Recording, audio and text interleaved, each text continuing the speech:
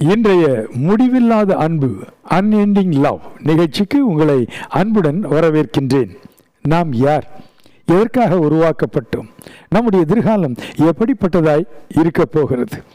இதை நாம் அறிந்து வாழ்வது நம்முடைய வாழ்க்கைக்கு மிகவும் அவசியமாக இருக்கின்றது. வாழ்க்கைக்கு வழிகாட்டியாக இறைவனுடைய விருப்பத்தை நமக்கு தெளிவாக எடுத்துச் சொல்லும் பரிசுத்த வேதாகமும் இதை குறித்து என்ன சொல்லுகின்றது?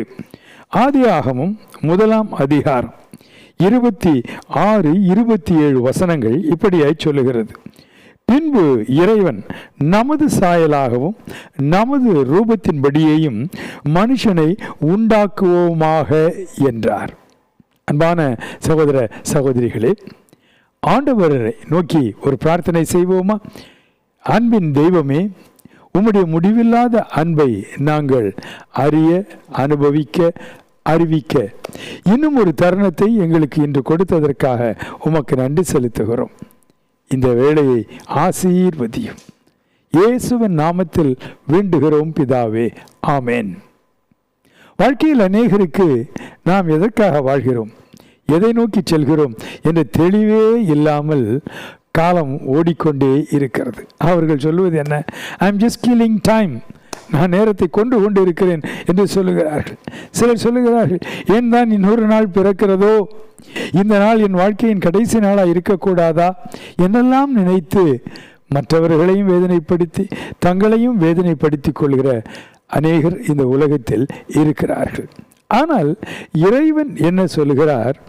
நீங்கள் அவருக்கு விசேஷமானவர்கள். You are someone very special to him. ஆண்டவருடைய வார்த்தை என்ன சொல்லுகிறது? அவரே உங்களை உருவாக்கினார். எப்படிப்பட்டவராக உருவாக்கினாராம்? அவருடைய சாயலிலே உருவாக்கினார். இறைவன் ஒவ்வொரு மனிதனையும் எப்படி உருவாக்கினார் என்று பரிசுத்த வேதாகமத்தினுடைய பக்கங்கள் அழகாக சொல்லுகின்றன. இந்த பகுதியில் இருக்கக்கூடிய வார்த்தைகள் நமக்கு ஒரு சரீரம் உண்டென்பதையும், நமக்கு ஒரு ஆத்மா உண்டென்பதையும், நமக்கு ஒரு ஆவி உண்டு என்பதையும் தெளிவாக எடுத்துச் சொல்கிறது.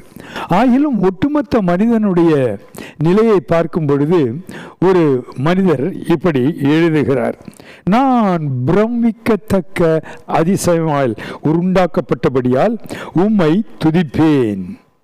ஆம், you are someone unique, you are someone very special, and you are wonderfully and fearfully created. நாம் விசேஷித்த தன்மை, நீங்கள் விசேஷித்த தன்மை உடையவர்கள்.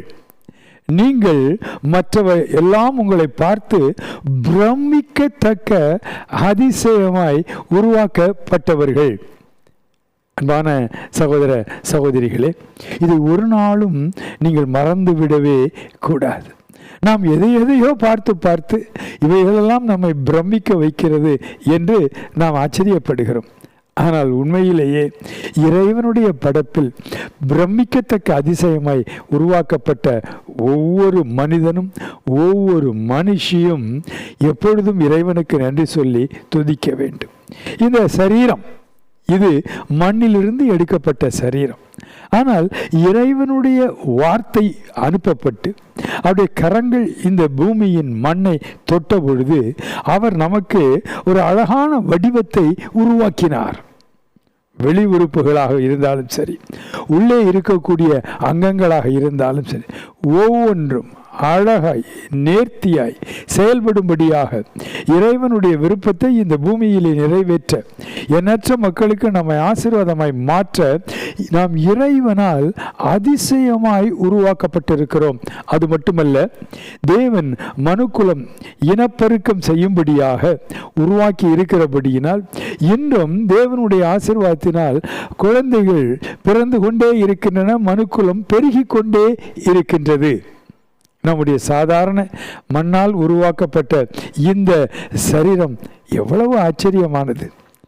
ஆரம்பத்திலே ஆதாம் என்று ஆதி மனிதன் இறைவனால் சிருஷ்டிக்கப்பட்டான் என்று வேதம் தெளிவாக சொல்லுகிறது. அவனுக்குள் இருந்து ஒரு எலும்பை எடுத்து ஒரு பெண்ணாக வடிவமைத்து தன்னுடைய அற்புத சக்தியினால் உயிர் கொடுத்து வாழ்க்கை துணையாக ஏவாள் என்று அவனுக்கு கொடுத்தார். ஆதாம் தான் தன்னுடைய மனைவிக்கு ஏவாள் என்று பெயரிட்டான். இருவரும் எதற்காக உருவாக்கப்பட்டார்கள்? இருவரும் முதலாவது தங்கள் சரீரங்களிலே தேவனுடைய பிரசன்னத்தை அனுபவிக்கும்படியாக. அதற்காகவே நமக்கு ஒரு சரீரம் கொடுக்கப்பட்டது. எதற்காக நமக்கு ஒரு ஆத்மா கொடுக்கப்பட்டது? தேவன் தம்முடைய சாயலிலே உணர்வையும் தீர்மானம் எடுக்கக்கூடிய சித்தத்தையும் வைப்பதற்கு நம்முடைய ஆத்மாவை உருவாக்கினார். எதற்காக தேவன் நமக்குள் தம்முடைய ஜீவ சுவாசத்தினால் ஆவியை உருவாக்கி தந்தார்? அவருடைய ஆவி, ஏனென்றால் இறைவன் ஆவியானவர். அவருடைய ஆவி நம்முடைய ஆவியோடு இணைந்து நம்முடைய ஆத்மாவை ஆளுகை செய்து நம்முடைய சரீரத்தின் அங்கங்களை பயன்படுத்தி இறைவனுடைய விருப்பத்தை இந்த பூமியில் நிறைவேற்றுவதற்காகவே சரீரம், ஆத்மா, ஆவி என்ற ஒரு 3 அம்சங்கள் நிறைந்த மனிதனை, மனுஷியை, மனு குலத்தை தேவன் உருவாக்கினார். எத்தனை ஆச்சரியமான ஒரு படைப்பு நீங்களும் நானும். ஆகிலும் இந்த மனிதனுடைய கீழ்ப்படியாமையிலே தேவனுடைய உள்ளத்தை நோகடித்து அவர் செய்ய வேண்டாம் என்று சொன்ன காரியத்தை செய்தபடியினாலே இந்த சரீரம் இறைவனுடைய பிரசன்னத்தை அனுபவிக்கும் பாக்கியத்தை இழந்தது. இந்த ஆத்துமா இறைவனுடைய பேரின்பத்தில் மகிழ்ந்திருக்கக்கூடிய அனுபவத்தை இழந்தது. இந்த ஆத்துமாவிலே சித்தம் என்று தீர்மானங்களை எடுக்கக்கூடிய அந்த திறனை நாம் இழந்து இறைவனுக்கு பிரியமானதை செய்யாமல் பிசாசுக்கு பிரியமானவைகளையும் நம்முடைய சுய இச்சைகளுக்கு நம்மை விட்டு கொடுத்து விட்டோம். இதைத்தான் மிகப்பெரிய இழப்பாக பரிசுத்த வேதாகமம் நமக்கு சுட்டி காட்டுகிறது.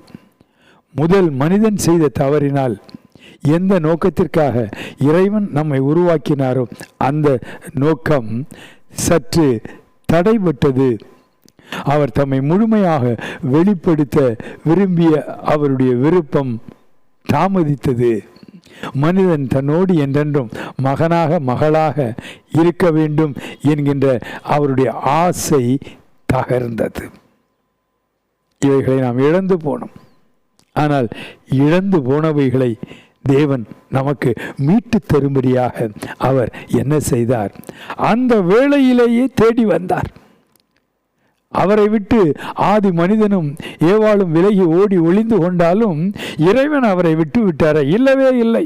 நீங்கள் ஓடி ஒளிந்தாலும் உங்களை விட்டு விடுவாரா? விட்டுவிடவே மாட்டார். உங்களுடைய குற்ற உணர்வுகள் உங்களை தேவனை விட்டு தூரத்திலே துரத்தினாலும் உங்கள் குற்ற உணர்வுகள் உங்கள் எதிர்காலத்தை நிர்ணயிக்க விட்டு விடுவாரா? இல்லவே இல்லை, விடமாட்டார். இறைவன் தேடி வந்தார். இன்றும் அவர் உங்களை தேடி வந்திருக்கிறார், அருகாமையில் இருக்கிறார். எதற்காக? உங்கள் சரீரத்தை தம்முடைய தூய இரத்தத்தினால் கழுவி அவருடைய பிரசன்னத்தை நாம் நம் சரீரத்தில் உணரும்படியாக, நம்முடைய ஆத்மாவை அவர் தம்முடைய பேரின்பத்தினால் நிரப்பி நம்முடைய தீர்மானங்கள் அவருடைய விருப்பங்களாக அமைய வேண்டும் என்கின்ற ஒரு கீழ்ப்படுகிற தன்மையை நமக்கு தந்து மீண்டுமாக நம்மை அவரோடு அரவணைத்து கொள்ள அவர் ஆசையோடு காத்து கொண்டிருக்கிறார். அவருடைய ஆவி நம்முடைய ஆவியோடு இணையும்படியாக ஆவலோடு அழைப்போமா என்று எதிர்பார்த்து கொண்டிருக்கிறார். ஆதியாகமத்திலே இதைத்தான் வேதம் சொல்லுகிறது. நமக்காக தேவனே ஒரு பலியை உண்டு பண்ணினார். பின் நாட்களிலே அவரே மானிட அவதாரம் எடுத்து இங்கே ஒரு பலியாக வருவதற்கு அடையாளமாக அந்த நாளிலே ஆதியிலே ஏதேன் தோட்டத்திலே அவர் ஒரு ஆட்டுக்குட்டியை அடித்தார், இரத்தத்தை சிந்தினார். அதனுடைய தோலை எடுத்து மனிதன் அவனுடைய பாவங்களிலிருந்து விடுபடுவதற்காக இறைவனை விட்டு ஓடி ஒளிந்து கொள்கிற குற்ற மனப்பான்மையிலிருந்து மீண்டும் வரும்படியாக ஆதாமுக்கும் ஏவாளுக்கும் ஒரு தோல் உடையை கொடுத்தார் என்று வேதாகம சரித்திரம் சொல்லுகிறது. எதை காட்டுகிறது? இறைவன் நம்முடைய பாவங்களை மன்னிப்பதற்காக உதவி செய்ய வல்லவர். அந்த பாவங்களை காட்டி நம்மை என்றும் தண்டிப்பதற்காக செயல்படுகிறவர் அல்ல. இப்பொழுது அனுகிரக காலம், இப்பொழுது அவருடைய மனதுருக்கத்தின் இரக்கத்தினுடைய நன்மைகளை நாம் பெற்று அனுபவிக்கிற காலம்.